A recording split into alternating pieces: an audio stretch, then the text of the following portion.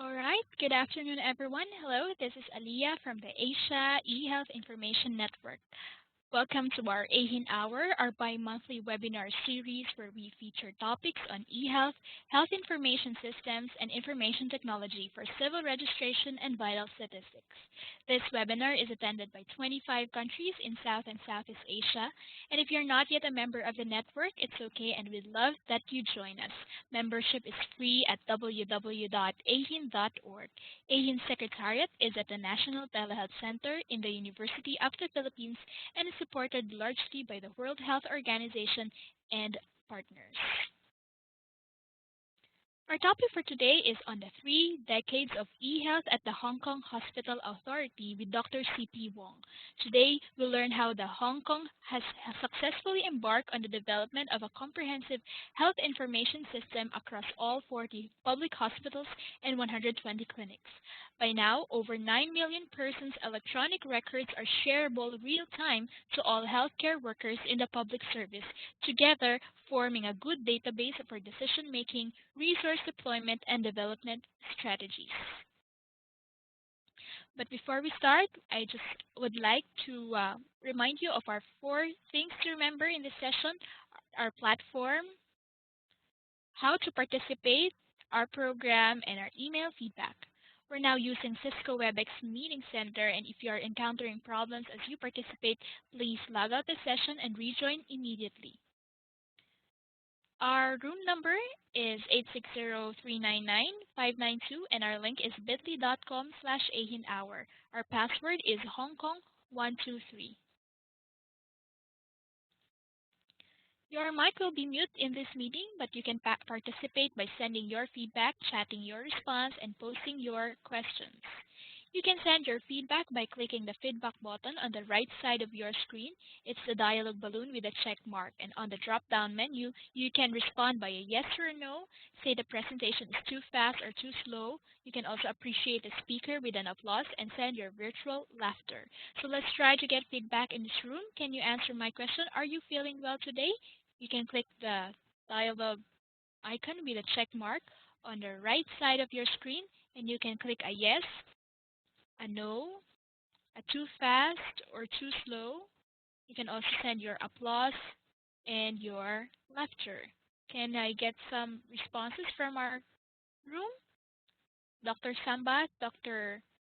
Jakir, Win, Joseph, Dr. Pamod, Mark, Kiat, and Mega. I hope you can register your check mark on the feedback button. Thank you, and we'll have more of that later.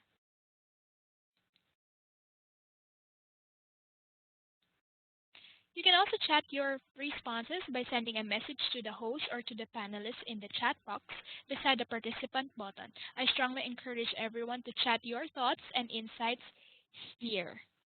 But important note that I'd like to remind you, WebEx do not allow the chat to everyone in the meeting room. You can only chat to either the host, that's me, and or the panelists, and that's our speaker for this afternoon, and not to all the meeting participants. But remember to not post, and remember to not post your question to the chat window, as this usually gets lost in the thread of conversations. For your questions, please click the Q&A tab, and if you want to ask the speaker directly, you can just raise your hand and then we can acknowledge that so that you can ask our speaker. You can also answer the poll, which will appear in the right panel of your screen, and on the moderator signal, the poll will be opened and you will have to key in your answer. Results of the poll will be released right after. Now we're done on how to participate. Let's go on to our program details. Our program details will run for 45 minutes to 1 hour, and please check your emails as we will be sending an email feedback, especially a questionnaire for you to answer for this session.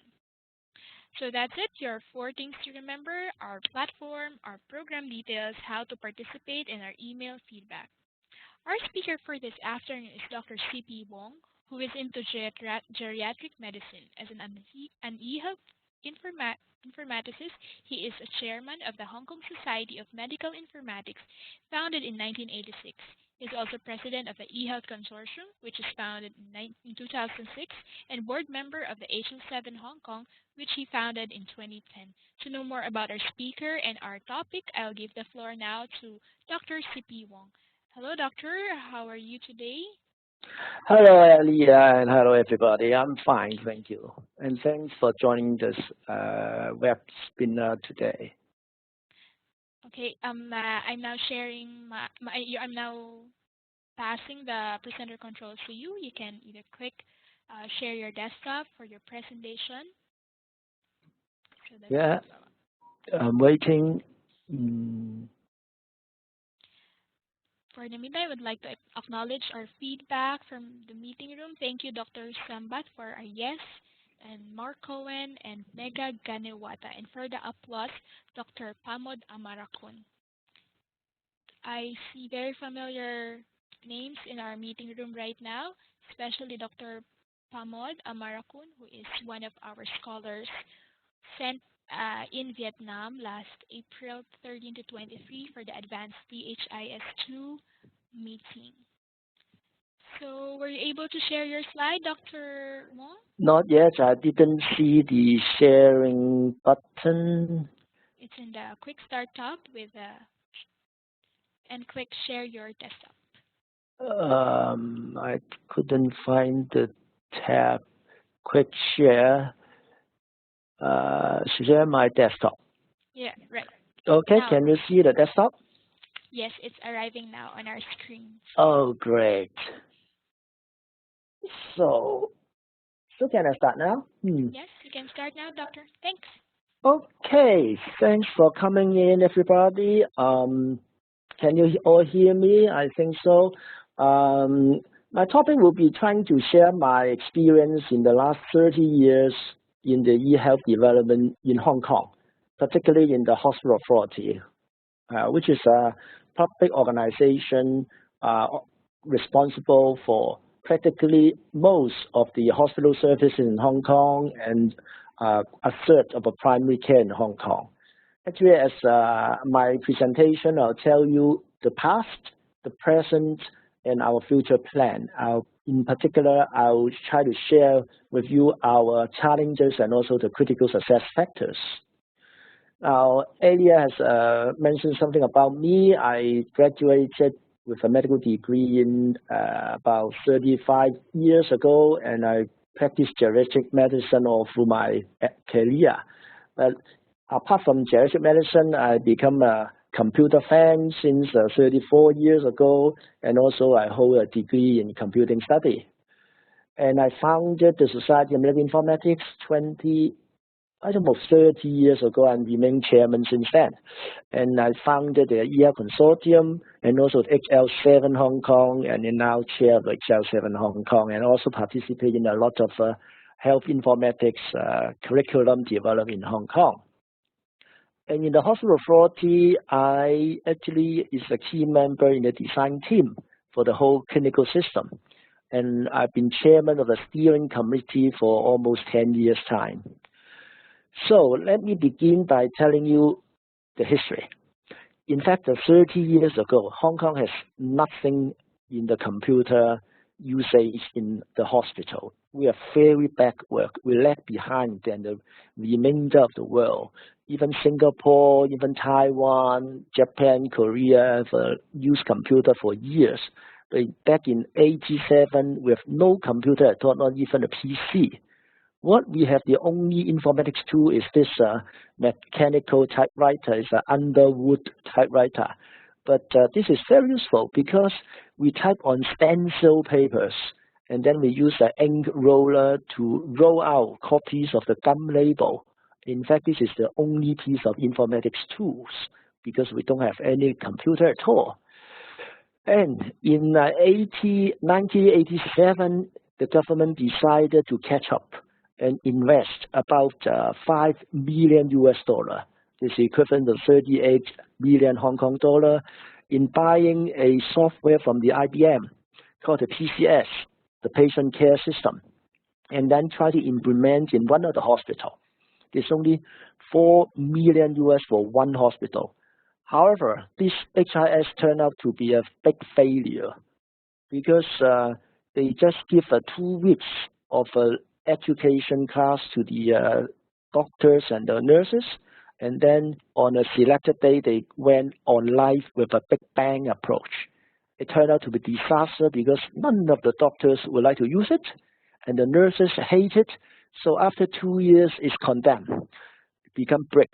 Nobody use it. So all the 4 million US dollars is wasted, and we are so miserable. However, it turned out that we learned a lot from this miserable mistake, because we understand that a lot of IT projects in healthcare really fail because of a lot of implementation strategies, and also because of a lack of the user engagement, and make us realize that the end user is the king. We have to respect them. And particularly doctors' engagement is very important. We never ask the doctor for the system design, selection, whatever. And we just ask them, train them, and use it. Then nobody listen to us. So also we believe that foreign workflow may not adapt locally. So luckily, 3 years after this strategy, the hospital authority took over all the 40 public hospitals in Hong Kong from the government as a statutory body separate from the government running all the healthcare services. And we employ on the left side Dr. E.K. Yo, who is really a bold and ambitious and a very good leader. And he revamped all the department, and he particularly select IT as an enabler of the corporate reform. In the middle is our first CIO. On the right-hand side, Mr. Anthony Zhang was actually the project leader of the failure project I mentioned in 1987, and he was selected as the chief system manager of the new hospital authority IT team. So he learned from the mistake, and we decided to use IT as an organizational tool in terms of efficiency saving, less manual work, less duplication, and we hope to enhance the information availability and try to do a better decision support. And by doing this, we have no idea of using this as a quality improvement tool or risk reduction tool. So we decided on day one that we no longer buy vendor software because of the very bad mistake we made, and we do it in-house. We 100% develop our software in-house. So we adopt a very long journey in the last 23 years. For the first 10 years, we spend year by year, module by module, first with nothing, but nothing is good because there's no legacy system for us to change. So everybody would like to follow the new things. And we didn't adopt a big bang approach.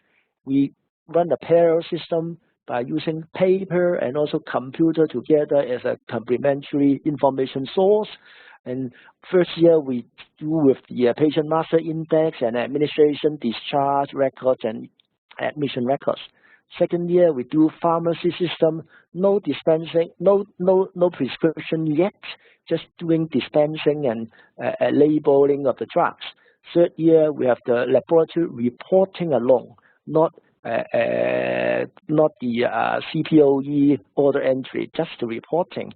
And next year we do the X-ray reporting, and then only after 5 years that we ask the doctor to key in something, some clinical documentation, and particularly diagnosis and some order entry. So phase by phase, later we put on to the X-ray images. And by the year 2000, we decided to lump all of the different hospital, 40 hospital and 120 clinics together in a single database. And that built a huge data warehouse for us to refer to, and more particularly because we started with the same system for all 40 hospital and 120 public clinics, we can share the data within the public sector. And this is how we do it. So this is developed in-house. I would like to stop here for a bit because Alia would like us to do a poll. So can I hand over to Alia? Thanks, Dr. Wong. On your screen, please focus on the right side and I will be releasing a poll with a question. Do you prefer how hospital EMR system being homegrown or vendor supplied or a mixture or both? I'm now opening the poll and you can key in your answer, either homegrown, 100% homegrown, 100% by software, vendor, or by conjoined effort. We're now in 31%, 38% finished, 63% in finished.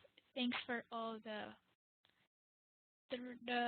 answers, and I think we have only one person, and there, everyone has answered our poll. I'm gonna close the poll and share with you our poll results, which says that the best answer for them, or answer the answer for most of us is letter C, conjoined efforts by software vendor team and local hospital IT team. Back to you, Dr. Wong.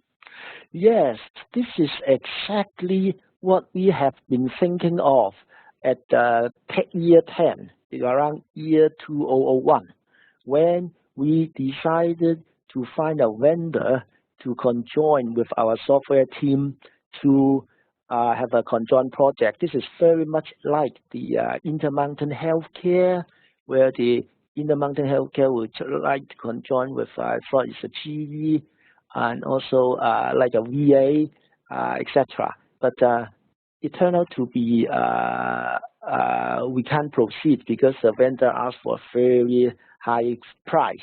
So instead, we decided to go on doing our homegrown system.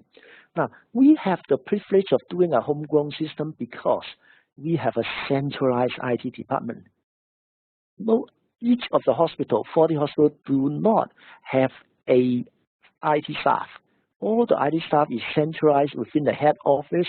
So by now, we have 1,500 ITC staff in the head office doing the IT jobs for all the 40 hospitals and 120 clinics.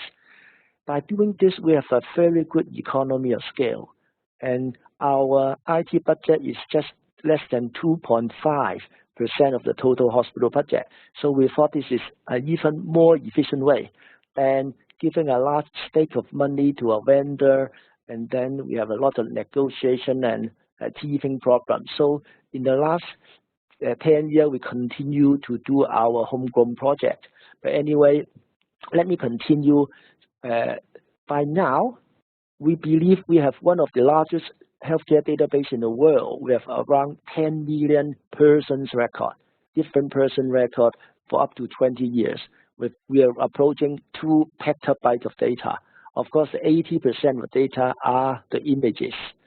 And the good thing is because we are doing our own, we solicit about 200 doctors' input in designing our project. And so we want 100% doctors' utilization rate. Everybody is willing to use the system. We don't ask the nurses to key in anything for us.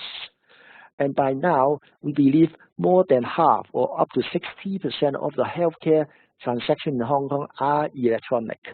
And our system actually is interoperable fully between all the 160 healthcare institutions in the public sector.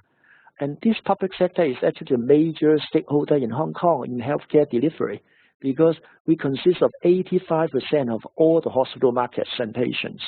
And they are the more serious data that we want to keep, and about 35% of the primary care data too. So in fact, this gold mine this is a centralized database. Is really a gold mine because a lot of insurance company would like to get it. A lot of drug company will request for entry and for some useful research and analysis, but we never give them out. We are using it for our own use. Now, these are some of the statistics. It's outdated, but it's probably increasing day by day.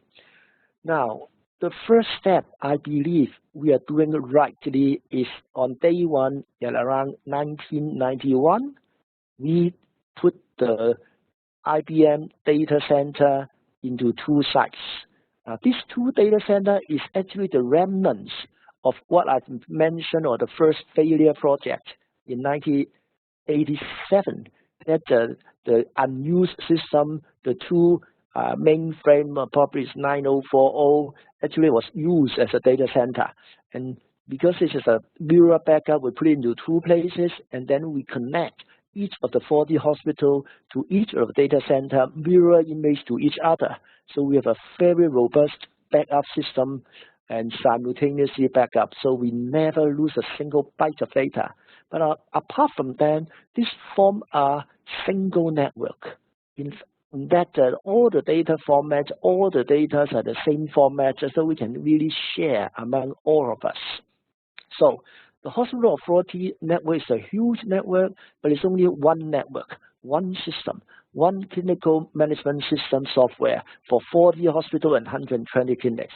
So actually it's a very good start on day one, and everybody is following the same format, so we can share all the data without any problem with data standard problem, without any problem with terminology or semantics problem. I'll give you a quick snapshot of what our screen is, and by now we have more than 20,000 workstations and 35,000 clinical users. And our system is available 24 hours. Our downtime is fairly minimal. And the more importantly, all our systems are fully integrated. Most of the HIS will just concentrate on documentation or laboratory or what, but our system comprises of every facility in the hospital and includes eHealth, physios, occupational first, dietitians, catering, and even some of the transport system. So in fact, this is a fairly integrated system. And every 20,000 workstations have shared the same logon screen. And the content we add year by year into this electronic patient records, and it comprises probably more than 80% of everything happened during the hospital admission or clinical follow-up. And in fact, what we have left today is just a day-to-day progress summary and a lot of ICU changes. And we are now moving practically a lot of things into electronic format. But we still run a parallel system using paper charts and the computer. But in the last 2 or 3 years, nobody referred to the chart at all, except for the very, very old summaries. And this system is a huge daily transaction. This is our old data slide. By now, we have more than 7 million changes a day, within a day, together with 9 million browsing. So all our turnover is probably something like 15 million hits a day. Now, our screen, this is a logon screen for drug order entry, the e-prescription. We try to facilitate the doctors by just keying in 4 letters, and they can have a template to select, and then they can repeat and refill the drugs very easily. We've tried to facilitate their use. This is our laboratory order entry. They can input their methods by their preference, by person, or by discipline, or by department. So they can tailor-make their order screen very easily, or they can search from the 5,000 different tests that is available for a laboratory. In fact, we have spent a lot of time trying to standardize the terminology, the units of the results. And actually, in the first 10 years, we spent a lot of time negotiating with different hospitals, different labs for the same result. But luckily, everybody is under the same boss, the hospital authority chief executive. So we are quite successful indeed to try to persuade everybody to follow the same system. Because as we lump all the data together, we can see the power of this EPR, electronic patient records. Because we duplicate all the data entry and then put it in a central database. And by a tree approach in a Microsoft kind of file format, we can present everybody the essential things about the patient, all the diagnosis, the operations, drug allergy, drug prescription, scheduling, and practically Most importantly, all the results, X-ray, laboratory, whatever, will be tabulated in a chronological order across different hospitals. You can see from this slide that different hospitals will share the same screen, same format, so you can follow longitudinally. And in fact, if you have a blood test in the morning from one hospital and you get follow-up in the other hospital in the afternoon, they can refer to the results in the morning. So it's really powerful. It's all interoperable amongst everybody. X-ray reports, X-ray images are also on the same database, central database. By now, we are 100% filmless in all hospitals. All the images are digital, and we use compressed image to store in the central database, but we have a high resolution image within the local hospital. But most of the time, everybody is satisfied with the compressed image, as we have done a test in trying to ask the doctors to differentiate whether a compression of 40 times compared to a compression of 10 times. They cannot find the difference. So actually, our images are compressed 40 to 90 times most of the time, except those hairline fracture by orthopedics or some of the chest X-ray fine details. They can always ask for a lossless image within their own hospital facilities. We are now using GE Sensitivity web browser across different hospitals. Actually, the neurosurgeons, the neurologists can view this browser within their own home for consultation for neurological emergencies. So our system has gained a lot of applause. And this is a Gartner group, probably in 2003. They coined Hong Kong as the best in class around the world in terms of a project implementation and scope management. Because we use a focused uniform clinical information system project, actually is centralized, and we focus on integration. But they also give a comment that it's probably not replicable elsewhere in the world. Now, this is really true because we possess a few important factors. Firstly, we don't have any legacy system to change. Unlike the UK, unlike in Taiwan, they try to uniform all the different systems in different hospitals, but everybody don't want to change, resist to change, so they fail in making everybody using the same system. But Hong Kong don't have any legacy system, so we're good on this aspect. And we have won a lot of awards, and so we are really quite happy. Now, before I tell you our benefit on using system, I'll try to share with you some of our key success factors. Actually, clinician engagement is our real first aim. This is a system built by the clinician, designed by the clinician, tested by the clinician, and rolled out by the clinician, also governed by the clinicians. So actually, they have a part to play, and we consider this system as our baby, it's our invention. Actually, we love to use it. That's why we have 100% utilization rate, and we have a very loyal to this. That is why 10 years ago, we tried to attempt to sell it to a vendor and try to do a conjoined project. Actually, we received fierce objection by the physicians because they fear that their control will be lost. So actually, this is a really very important factor. We believe that by inviting the clinician into designing this system is really of a paramount importance. And of course, by sharing our different opinion across 40 hospitals is really very difficult. A lot of countries like Singapore told me that they can't get a consensus. But in Hong Kong, with a very good central coordination committee structure in each specialty, in that all hospitals in each different clinical specialty have a COC, we call it CCC, and we try to gain their unanimous support and agreement on terminology, on the workflow, everything. So it's really a consensus product from the doctors' concepted idea. And a lot of legislation and government plans are being rolled out within the IT system. Now, this is a governance structure. You can see we have almost 60 working groups, and practically all of them are chaired by a doctor. They don't have to know computer at all. They must be an influential person. We just invite them and put them as chair and recognize their effort. And in this way, we are trying to invite everybody to get into wagon, involved in the designing.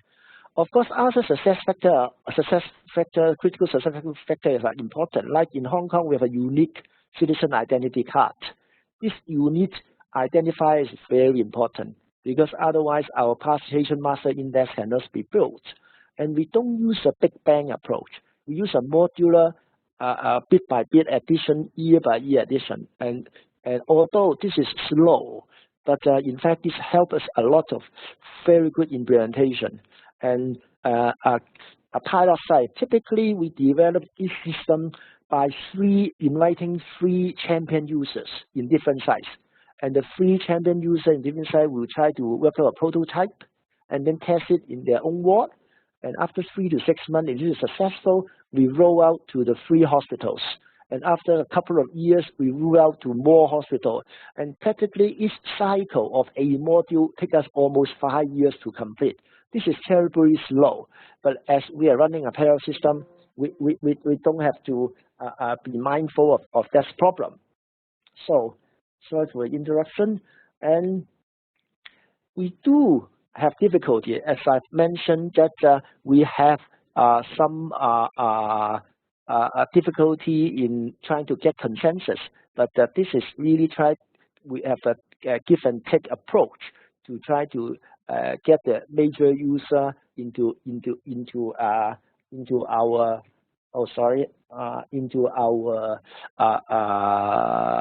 consensus. Another difficulty with a younger generation of doctors who now use WhatsApp, who now use Facebook, and they are not involved in the design of the system. Now, this is really a big problem because they are new ideas. Myself is already 60-year-old. I'm retired from the hospital authority just 2 months ago. And we did not have a chance to engage the younger generation doctor who have a different idea. So some of the younger doctors always criticize our old system being designed from older generation. So in fact, these few years we have big difficulty in trying to get their participation too. Now, I will not spend time on these eHealth benefits because everybody will know, but I must point out that the biggest benefit goes to the patient, of course, because they have a rapid availability of accurate, complete set of information for their rapid diagnosis and accurate diagnosis. But the second benefit goes to the organization because of a better use of resources planning. They have data for research and management and development. In fact, they, apart from efficiency, saving, they are really the winner. The doctors, actually, they make it work harder. The nurses sometimes will hate it because they do extra work, keyboard work. But in fact, if they can know accurately, they actually help them for better decisions making and so reduce the error. Now, I would like to spend 10 minutes on some benefits after using this system. By putting in the system in a comprehensive manner and also by implementing e-prescription and allergy checking, we are able to prevent at least 50 to 60% of the drug errors, drug administration and prescription errors. So actually it helps to save a lot of lives. And I also give you an example. In 10 years ago, we have SARS hitting Hong Kong so badly. And actually at that time, we are all fully computerized. So we input all the SARS cases in a computer and every moment. The way we do it is very interesting. We are trying to build an eSARS system, electronic SARS system, and we duplicate our electronic patient record to the Department of Health for contact tracing and to the university for research, but we also duplicate our system to the police department. We do so because at that time, police department owns the best GIS, the Geographic Information System, into combating crime, robbery, but we use the electronic map to map out the spread of the SARS. So very rapidly we know the source of the SARS, and so we can guarantee the origin of the SARS. So we thought this is a very good way of applying health IT in a public health measure. So you see this GIS helps to trace the contact, and we know which is spreading, and then we try to get somebody to stop it. Now another project with this gives a very good benefit to the private sector too, because we're giving out our data free of charge to the private doctor, but only with patient's consent and only with good authentication. The way we do this is we try to duplicate our electronic patient record database, and we copy it into a DM zone, the demilitarized zone, with a less security, and we have a shared record there. And after the patient is registered, and then we give them a token password. And the patient will give the code to the doctor, and the doctor will enter into a shared record to read their data in the last 20 years. Any updated record, actually it's a real-time record of their laboratory, X-ray, and their clinical details. And once the patient's record is assessed by outside the hospital authority, the patient will receive an SMS saying, Dr. So-and-so is reading your clinical record now. If you have a problem, call the hospital authority. This is very much like the electronic banking transfer. Once you do a transfer or your SMS, your cell phone will ring. And another good example is that we do have some drug recall happen a lot of time. The major recall is on some fungal contaminated artesunol tablet. About 5 years ago, and more than 30,000 patients are being issued with a contaminating drugs. By using our system, we can within 2 hours identify who get the drugs, and then we call them to stop the drug and come back to take back the drug. This is the power of the real data.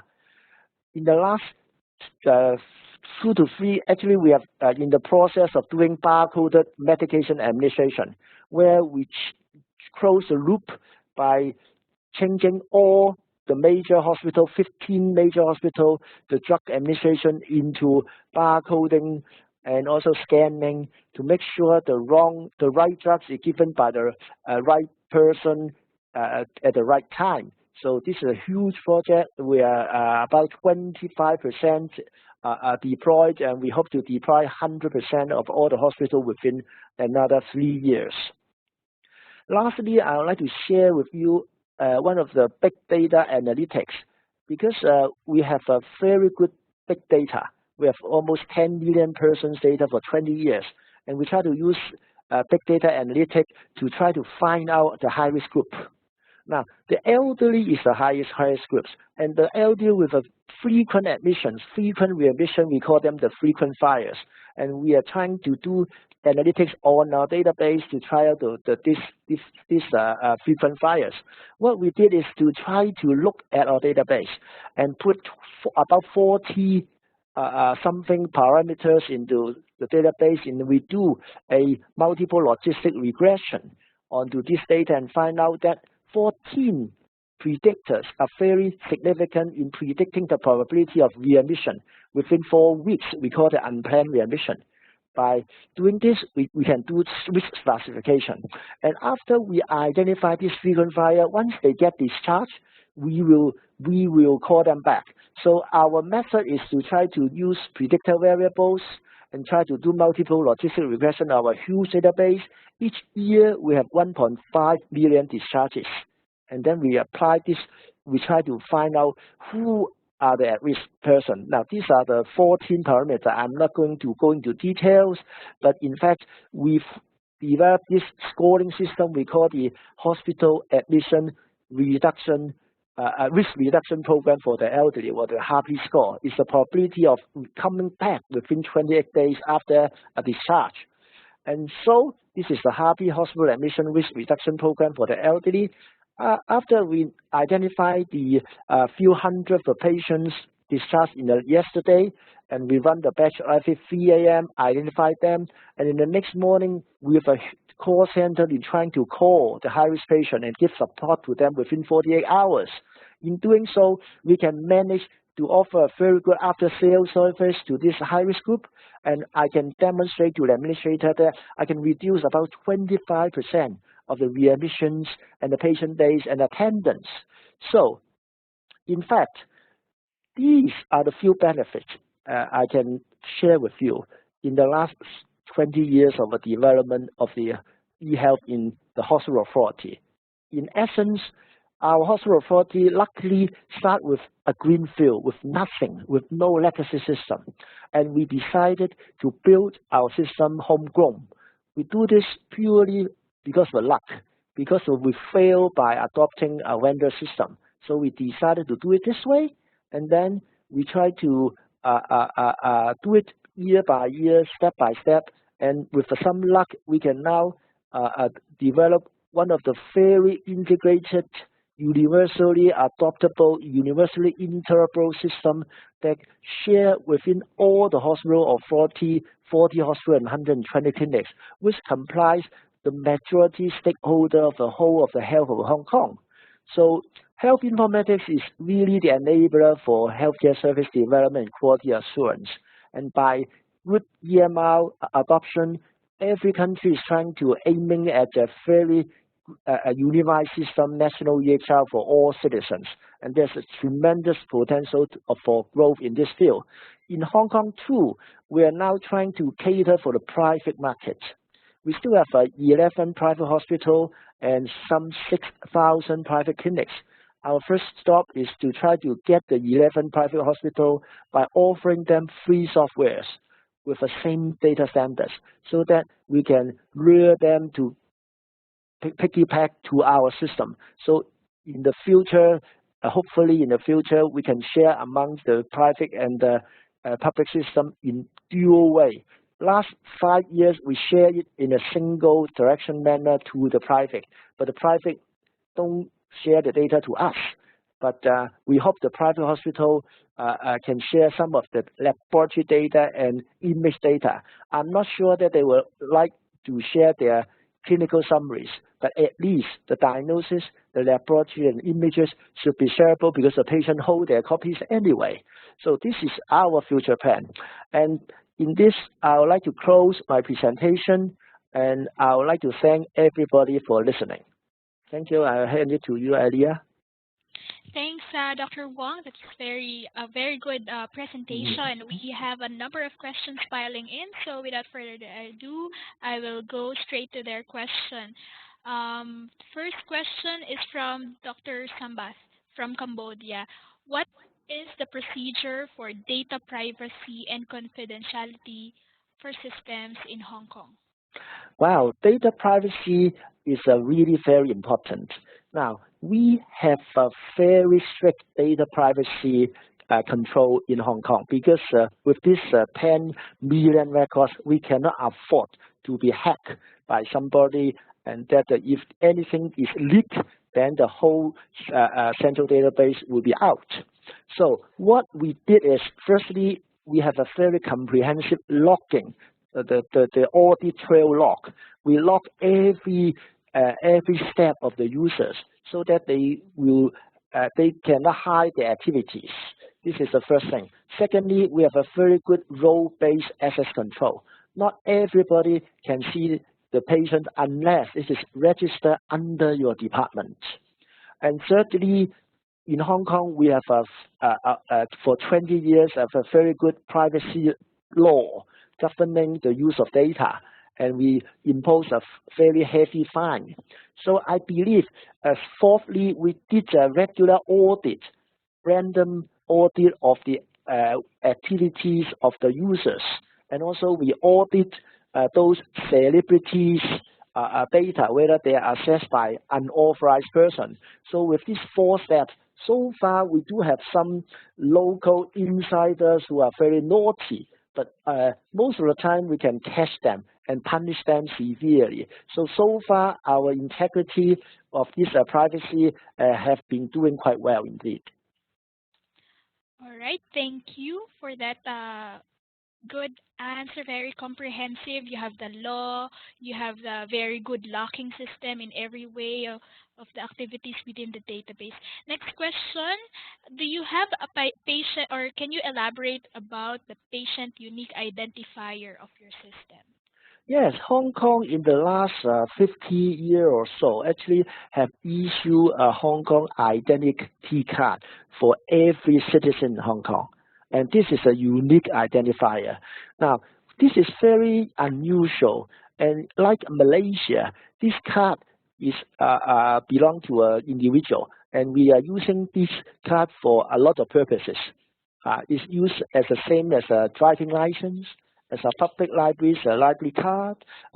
Actually, we use it for identifying in the banking system. So in fact, this ID card is unique, and it helps us to do a lot of things. Now, the identity card is very carefully designed with a fingerprint imprint, with electronic SIM inside, and actually we use it for immigration too. So this is very helpful in the healthcare because it will avoid duplication of records, ambiguity of different persons' record, and help us to build a single patient master index without much problems. So I believe this health identifier, unique identifier, is essential in having a huge system like us. Great, great. I hope the Philippines and other counterparts like in Cambodia, Thailand will really push through for the unique ID system because as we see now, it has great benefits in electronic medical record system. Next question is from the Philippines from Dr. Ted Herbosa. What do you do with doctors who are resistant to digitalization? Yeah, or at the start, we really have this problem because of a lot of old professors, old senior doctors. We actually cannot work with the keyboard. But what we do is to firstly, in the first 5 years, we don't require them to type anything, but rather we provide them with results, provide them with information. It's only after a long time that about 5 to 7 years, we tell them to try to key in something. But the way we are trying to key in is not key in a lot of text, but rather we have a lot of very good pull down menus for them to use the mouse to click. So into trying to reduce the number of keyboard entries and the use of a more pull down menus, actually a lot of them are willing to do it. Now the way to trying to persuade them into adoption of a computerization, firstly, you must have incentive for them. You must show them value, show them they are useful. Like in the medicine specialty where there's a lot of drugs prescription. And once they learn that they don't have to write, they just click, click, click. For a few seconds, they can refill 20 drugs, 10 drugs without any trouble. That they really try to know that the system is helping them.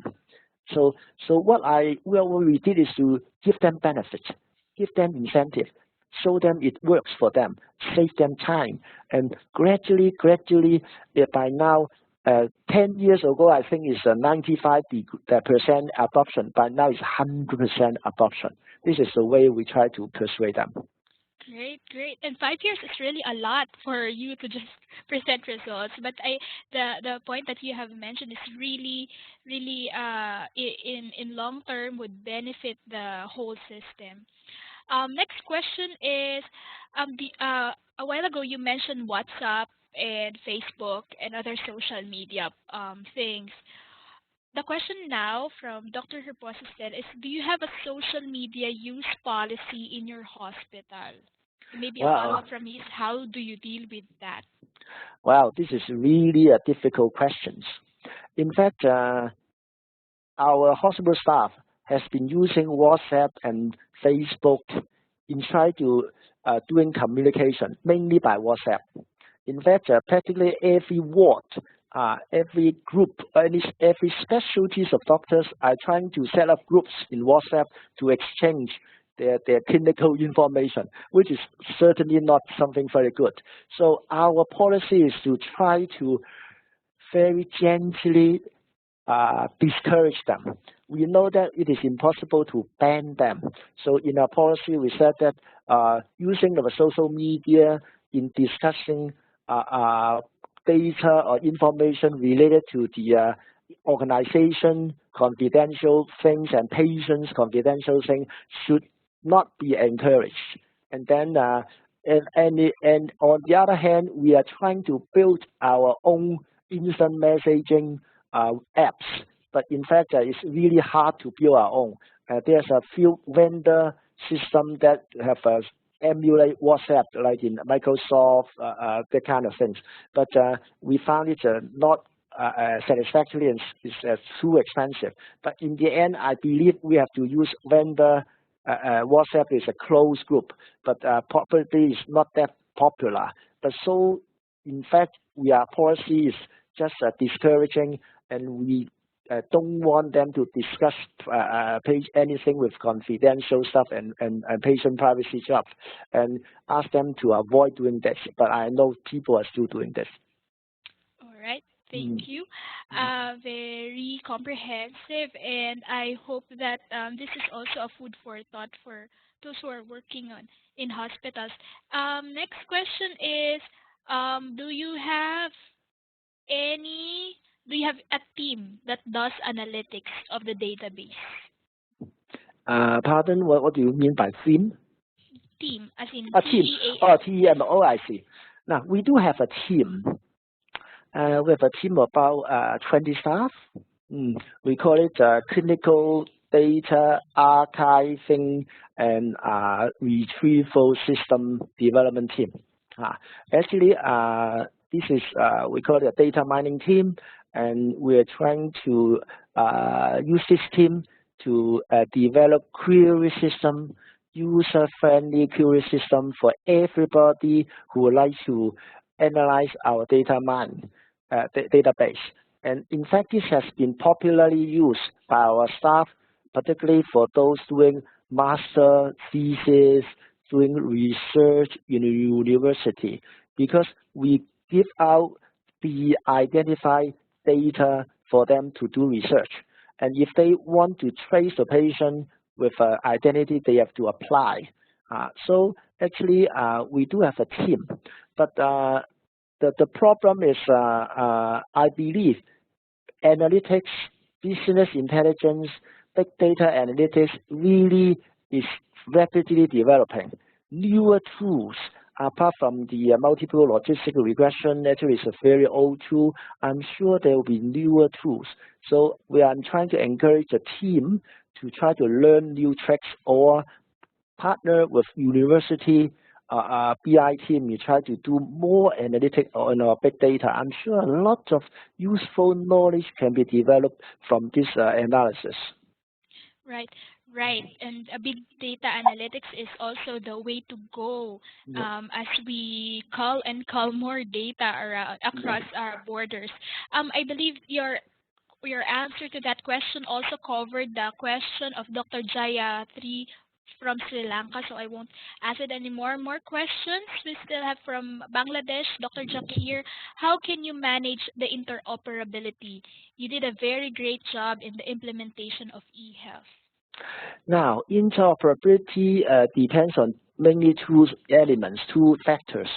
Firstly, they have to be of the same standard. So as I said, we are lucky we start with a no-letter system. So actually, we can have our own single system deployed to all parties.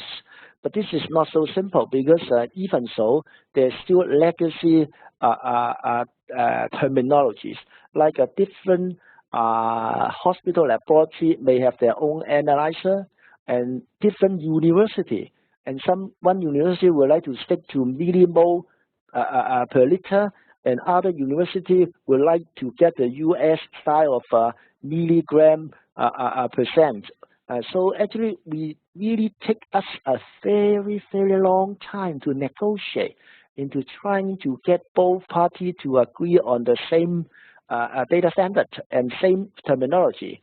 If they cannot come into consensus, we have no way but present both data format on the same screen. meaning both milligram percent and millimole per liter. So year after year, once they found that everybody goes on one camp, actually probably after 5 to 10 years, then we can unify the units and also the terms.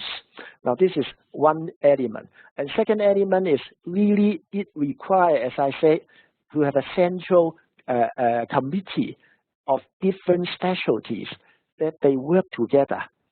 Individual hospital will not talk to each other, but with the top management's leadership of leading all similar specialty leaders together, then they're from the top level, they can align. This is the two way that we can reach for the same data standard.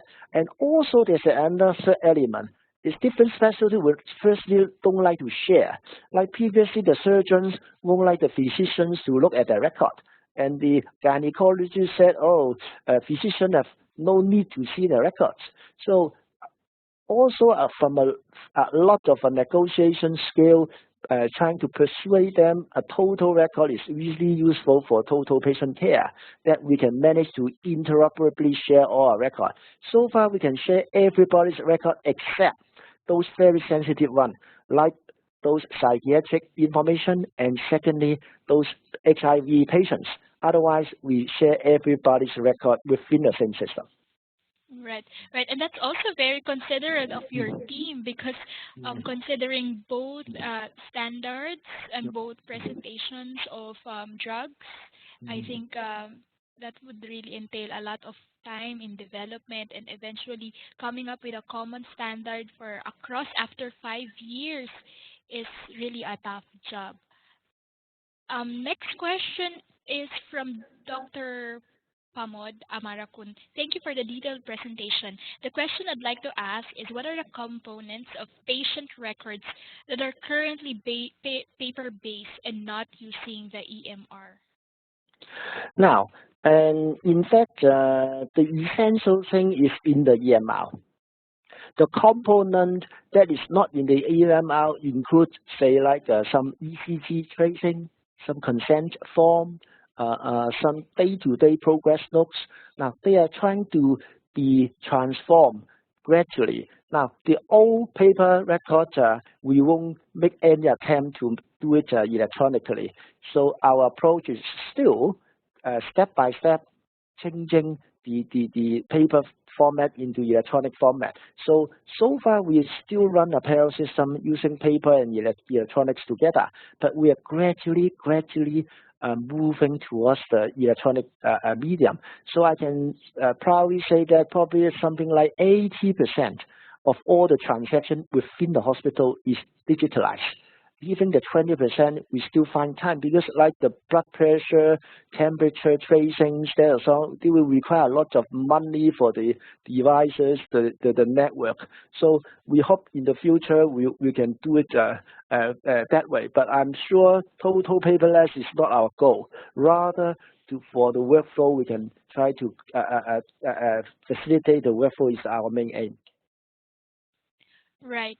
Right. So it's interesting to know that there's still efforts to digitize other processes, but I know some more years and Hong Kong Hospital Authority will be completely paperless. We have around 1 to 2 minutes for this last question from Razel Custodio. How do you maintain the EMR systems that you have deployed? Well, it's a complicated process, a huge system. Actually, we encourage any feedback, any change request. Every year we receive 5,000 change requests. So we have a committee to vet. Every year we probably will manage 2,000 change requests. So actually, our centralized team, now we have 1,500 IT staff. So we're working hard, and we have a new version every 1 month. Have a new update version. So this is how we can satisfy our users. Wow, it's really a lot of manpower and really support from the Hong Kong Health Department. And I know that your model could also be a reference for all of us here in Asia who are planning to deploy national EMRs, and more importantly, to create something that would be interoperable for all across our systems. Thank you very much, Dr. C.P. Wong, for that very comprehensive and very insightful presentation. We have a lot more questions which we were not able to address, but I hope it's fine that we email this to you, and then when you have just have find time to answer other questions that are not yet addressed in this session, and we will be glad to email this to all the participants that we have this afternoon. Thank you very much for your time. For those participants from Sri Lanka, from the Postgraduate Institute of Medicine, from Taiwan, from Bangladesh, from Thailand, from Jevity, from our partners in Cambodia, also from Malaysia, from Indonesia, from the Philippines, Dr. Ted Herbosa, and from the Ministry of Health in Sri Lanka. This is Dr. Neranga Li Rachi. So thank you very much. So we hope to see you in our next AHIN hour on May 6th. That would be May 6th. See you again, and thanks all for coming. This is Aliyah from the Asia eHealth Information. Bye-bye. Thank you. Thank you, Aliyah and everybody. Thank you.